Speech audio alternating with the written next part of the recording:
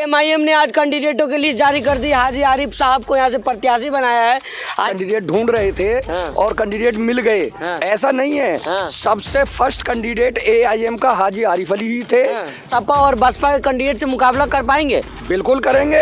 अरे सपा और बसपा के कैंडिडेट को हमने नगर पंचायत डासना के इलेक्शन में 2017 में हमारी वाइफ ने हराया। अच्छा। तो वो तो हमारी वाइफ थी, उन्होंने हरा दिया। तो मेरा मुकाबला ये लोग क्या करेंगे? विरोधी तो कहते हैं कि ये बीजेपी की बी टीम है। वो कोई कहता बीजेपी के लिए काम कर रहे हैं, कोई कहता समाजवादी के लिए काम कर रहे हैं। कि एआईएम की तो जमानत जब्त लोग नगर पंचायत के इलेक्शन में भी कर रहे थे। नगर पंचायत का इलेक्शन कितने अच्छी वोटों से जो है डासने की जनता ने हमें जिताया है। नमस्कार, आप देख रहे हैं 24 न्यूज में आपके साथ राशिद। उत्तर प्रदेश चुनाव की घोषणा होते ही तमाम पार्टियां जो है अपने कैंडिडेटों की लिस्ट जारी कर दी है। वही एमआईएम ने आज कैंडिडेटों की लिस्ट जारी कर दी। हाजी आरिफ साहब को यहां से प्रत्याशी बनाया है। हाजी आरिफ साहब से बातचीत करेंगे कि क्या सोच रहे हैं। जिस तरह से बहुत लेट हो गया है, लोग कह रहे थे कैंडिडेट नहीं मिलेंगे, तो हाजी आरिफ साहब मिल गए एमआईएम को फाइनली कैंडिडेट। पहले बहुत शुभकामनाएं सर आपको। देखिए, पहले तो मैं आपके सवाल का जवाब दूं। आपने कहा कि कैंडिडेट ढूंढ रहे थे और कैंडिडेट मिल गए। ऐसा नहीं है, सबसे फर्स्ट कैंडिडेट एआईएम का हाजी आरिफ अली ही थे। पिछली 4 साल से हम लोग मेहनत कर रहे। बैरिस्टर साहब ने स्पेशल में धौलाना विधानसभा के मसूरी कस्बे में 2 बार अपना दौरा किया है। तो फर्स्ट प्रायोरिटी पे हाजी आरिफ अली उनके कैंडिडेट थे। कभी यहाँ कैंडिडेट की तलाश नहीं करी। आपके विरोधी जो थे वही तो पूरे सोशल मीडिया में फैला रखे थे कि यहाँ कैंडिडेट नहीं मिला, इसलिए हम सवाल कर रहे हैं आपसे। अरे विरोधियों का क्या है? विरोधी तो कहते हैं कि ये बीजेपी की बी टीम है। वो कोई कहता बीजेपी के लिए काम कर रहे हैं, कोई कहता समाजवादी के लिए काम कर रहे हैं। क्या हिंदुस्तान के संविधान में ऑल इंडिया मजलिस इत्तेहादुल मुस्लिमीन को ये अधिकार नहीं दिया कि वो अपने कैंडिडेट लड़ा सके? नहीं, कैंडिडेट ठीक है, लड़ा दिए। क्या लग रहा है यहाँ का अहम मुद्दा क्या होगा? क्या आप सपा और बसपा के कैंडिडेट से मुकाबला कर पाएंगे? बिल्कुल करेंगे। अरे सपा और बसपा के कैंडिडेट को हमने नगर पंचायत डासना के इलेक्शन में 2017 में हमारी वाइफ ने हराया। अच्छा। तो वो तो हमारी वाइफ थी, उन्होंने हरा दिया। तो मेरा मुकाबला ये लोग क्या करेंगे? अच्छा, जिस तरह से आप कह रहे हैं, लग रहा है कि आपकी पकड़ है पूरी जनता पे। यहाँ पे चेयरमैन भी आपकी पत्नी है, तो क्या लग रहा है अहम मुद्दे क्या है यहाँ के? जो विकास के क्या मुद्दे होंगे? जिस तरह से लोग कह रहे हैं कि सड़क नाले तो सब बनवाते हैं, आप क्या करेंगे? देखिए, हम लोग सबसे ज्यादा शिक्षा पे काम करेंगे, क्योंकि हमारी धौलाना विधानसभा जो है वो शिक्षा में बहुत अधिक पिछड़ा हुआ है। और उसके बाद हम लोग स्वास्थ्य पे काम करेंगे, क्योंकि अभी जब कोरोना हुआ तो बीजेपी सरकार यहाँ पे ऑक्सीजन देने में नाकाम रही और स्वास्थ्य पर इलाज कराने में नाकाम रही। यहाँ के लोगों को बहुत बड़ी परेशानी हुई स्वास्थ्य के बारे में। तो इसलिए हम और हमारी पार्टी बच्चों की शिक्षा पे काम करेंगे और पब्लिक के स्वास्थ्य पे काम करेंगे।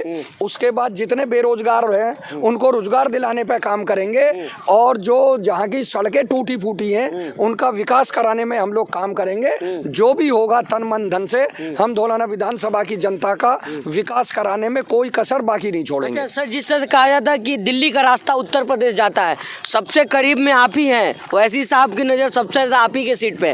क्या उनके उम्मीद पे खड़े उतरेंगे आप लोग? इंशाल्लाह हम 125% उनकी उम्मीद पे खरा उतरेंगे और धौलाना विधानसभा की जनता से मुझे ये उम्मीद है कि इंशाल्लाह वो हमें खरा उतारेगी इस पे विधानसभा पे। अच्छा, तो क्या विरोधी जिस तरह से कह रहे थे कि हाजी आरिफ हैं और भी लोग हैं नंबर में, किनका होगा टिकट कुछ पता नहीं है। कल तक आपके समर्थक मायूस थे, आज खुशहाली है समर्थकों में, क्या कहेंगे इन लोगों को? देखिए, शेरों के समर्थक कभी मायूस नहीं होते।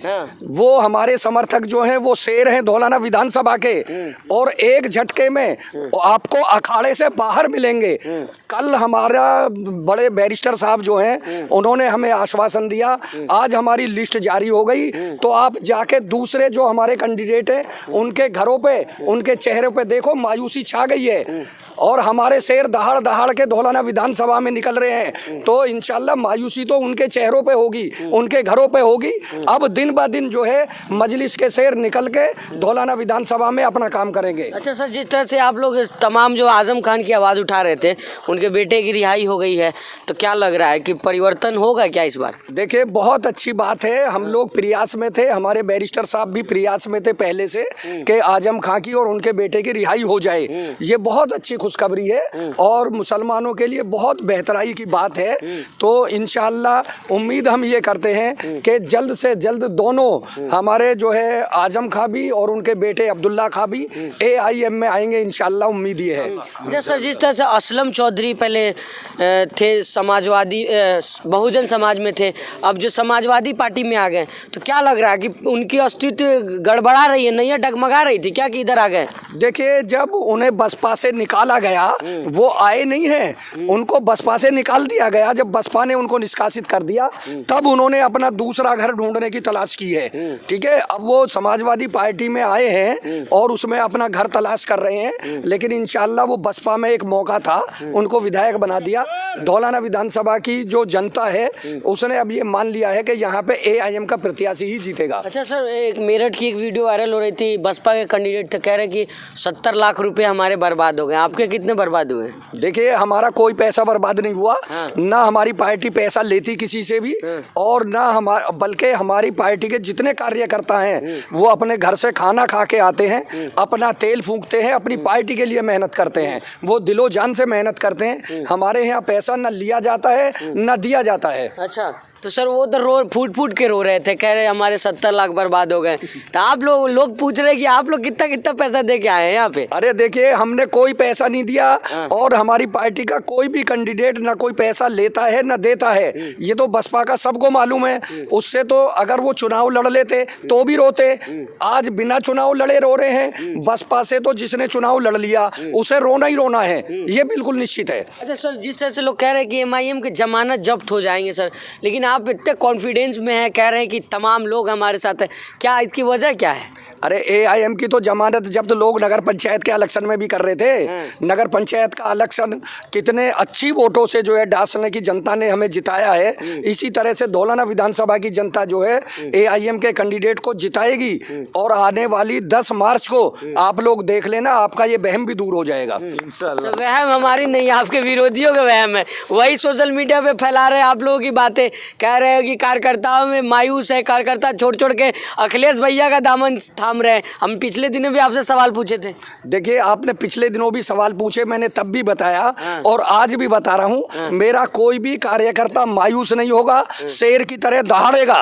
और अब धौलाना विधानसभा में आप देखना, सिर्फ आपको मजलिस का सिपाही मिलेगा, बाकी ये अखिलेश वखलेश की सब साइकिल पाइकिल टूट टाट के पिंचर विंचर हो जाएंगी, हाथी के सूंड में कुछ नहीं बचेगा, सिर्फ यहाँ पे पतंग उड़ेगी ओनली। लोग कह रहे हैं सर, मुस्लिम समाज के लोग है कि साइकिल, अब पेट्रोल की जरूरत नहीं है, साइकिल चलेगी, पतंग अब नहीं उड़ रही है। देखिए, साइकिल को तो टूटे हुए सदियों हो गई, अब जो बच्चे हैं आज के वो भी साइकिल बैटरी वाली मांगते हैं, कोई जो है स्कूटी मांगता है। तो अब उन्हें लग रहा है कि पतंग आएगी तो इंशाल्लाह साइकिल वालों को हम स्कूटी दिलवाएंगे। तो रिक्शा दे ही रहे सर, रिक्शा चलाने के लिए कह रहे बेरोजगार रिक्शा चलाएं। अरे अखिलेश भैया यही तो चाहते हैं कि मुसलमान रिक्शा चलाए और वो जो है हवाई जहाज में घूमे, उनके बच्चे इंस्पेक्टर बने, उनके बच्चे जज बने और मुसलमान के बच्चे रिक्शा चलाएं। उनकी सोच यही तो है। और क्या सोचते हैं अखिलेश भैया? ये सोचते हैं कि मुसलमानों को रिक्शा दे दो, इन्हें अपाज कर दो और इन्हें जो है बेरोजगार कर दो। हम ये चाहते हैं कि अखिलेश भैया मंच से ये ऐलान करें कि जितनी भागीदारी वो यादव समाज की रखेंगे उतनी भागीदारी हर समाज की रखेंगे, वो मुसलमानों को भी रखेंगे, दलितों को भी रखेंगे, तब हम माने कि अखिलेश भैया जो है सर्व समाज की राजनीति करते हैं। अच्छा ठीक है सर, आखिरी सवाल है, जिस तरह से असुद्दीन वैसी तमाम मंचों से कहते हैं कि हक और अधिकार लेना है, सर आप लोग विधानसभा जब पहुँचते हैं, उम्मीद किया जा रहा है जिस तरह से आप कॉन्फिडेंस में है कि लोग आपके साथ है, पहुंचेंगे, पहली प्रायोरिटी क्या होगी? क्या यहाँ पे आप धौलाना विधानसभा की क्या कमियां हैं जो आप सुधारना चाहेंगे सबसे पहले? देखिए, आप लोग उम्मीद करो, ऊपर वाले से दुआ करो कि मजलिस का सिपाही विधानसभा में पहुंचे। सबसे पहले तो धौलाना विधानसभा के लोगों को मैं ये आश्वासन दिलाना चाहता हूं कि अगर मजलिस के सिपाही को आपने धौलाना विधानसभा में भेजा तो सारे मदरसे वाले, सारे स्कूल वाले, सारे फैक्ट्री वाले और सारे जितने भी लोग यहाँ पे किसी भी संस्था के लोग हों, उनके खिलाफ विधानसभा में कोई आवाज़ नहीं उठाएगा मजलिस का सिपाही।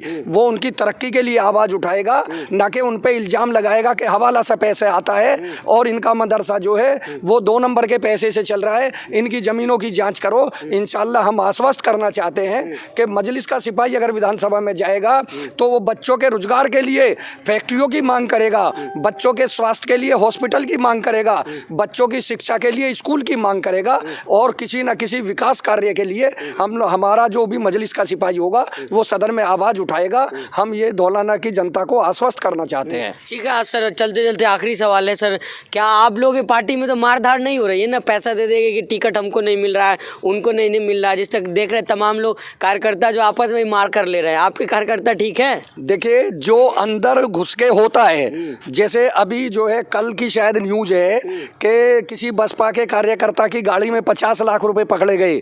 जब अंदर मारपीट होती है तो बाहर शोर जरूर आता है। हमारी पार्टी में कोई शोर शराबा नहीं है, कोई मारपीट नहीं है, क्योंकि पैसे वाला तो हमारे यहाँ कोई चैप्टर ही नहीं है।